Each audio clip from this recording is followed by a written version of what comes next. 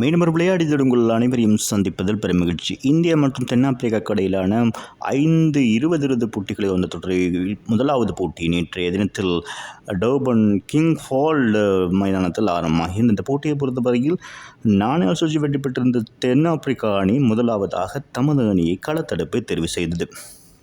இந்திய அணியை பொறுத்தவரையில் 3 டெஸ்ட் போட்டிகளை கொண்ட நியூசிலாந்து அணி இந்தியா வருகை தந்து அந்த போட்டித் தொடரில் 3-0 என்ற அடிப்படையில் தோல்வியடைந்த தருணத்தில் இந்த 20 போட்டிகள் எப்படியாவது வெற்றி பெற்று மீண்டும் தனது பலத்தை நிரூபிக்க வேண்டிய கட்டாயத்தில் இந்திய ரசிகர்களுக்கு ஒரு எதிர்பார்ப்பு மிக்க போட்டியாக நேற்றைய தினத்தில் ஆரம்பமாக இந்த போட்டியானது.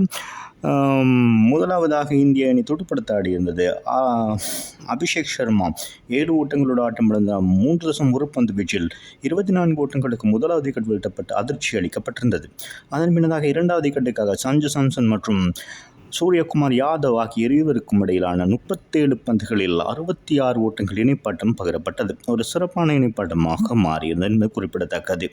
இதில் சூரியகுமார் யாதவ் 17 பந்துகள் 4 ஓட்டங்கள் 2 6 ஓட்டம் 3 ஓட்டங்கள் 21 ஓட்டங்களோடு ஆட்டம் இழக்க, மூன்றாவது விக்கெட்டுக்காக சஞ்சு சாம்சன் மற்றும் திலக் வர்மா 34 பந்துகளில் 77 ஓட்டங்கள் இணைப்பாட்டம் பெறப்பட்டிருந்தது. இந்த 2 இணைப்பாட்டம் இந்திய அணிக்கு வலு சேர்த்ததுமே குறிப்பிடத்தக்கது. திலக் வர்மா 18 பந்துகளில் 4 ஓட்டங்கள் 3 6 ஓட்டங்கள் 2 இடங்களாக அதிரடியாக 33 ஓட்டங்களோடு ஆட்டம் இழந்திருந்தார்.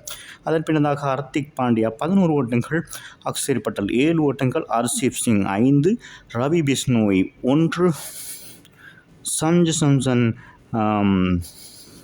ஆட்டம் சிறப்பாக துடுப்படுத்தாடி ஆட்டம் இந்த போட்டியை ஒரு விறுவிறுப்பான கட்டத்துக்கு ஒரு சிறந்த வீரராக மாறியிருந்தார். நேற்றைய போட்டியை பொறுத்தவரையில் 50 பந்துகளில் அதிரடியாக 4 ஓட்டங்கள் 7 6 ஓட்டங்கள் 10 இடங்களாக 107 ஓட்டங்களை பெற்று தன்னுடைய 2வது சதத்தினை 20 போட்டிகளிலே பெற்றிருந்தார் என்பது குறிப்பிடத்தக்கது. அதன் காரணமாக இந்திய அணி நிர்ணயிக்கப்பட்ட 20 ஓவர்களில் 202 ஓட்டங்களுக்கு 8 விக்கெட்டுகளை மாத்திரம் இழந்து நேற்றைய போட்டியை சிறப்பாக முடித்திருந்தது. தென்னாப்பிரிக்க பந்துவீச்சில் மார்க்கஸ் ஜான்சன் மற்றும் பீட்டர் மகாராஜ் குல்கர் தலா 1 விக்கெட்டுகளையும் பெற்றிருந்தாலும் கிரால்டன் கோட்ஸி 3 விக்கெட்டுகளை சிறப்பாக வீழ்த்தியிருந்தார். அதன் காரணம் 203 ஓட்டங்கள் இலக்காக நிர்ணயிக்கப்பட்ட வேளையில் 141 ஓட்டங்களுக்கு சகல விக்கெட்டுகளும் தென்னாப்பிரிக்கா அணி ஆட்டமிழந்ததன்மை குறிப்பிடத்தக்கது. தென்னாப்பிரிக்கா அணி சார்பாக துடுப்பாட்டத்தில் ஆண்ட்ரி கிளாசன் 25 ஓட்டங்களை அதிரடியாக பெற்றுக் கொடுத்திருந்தார்.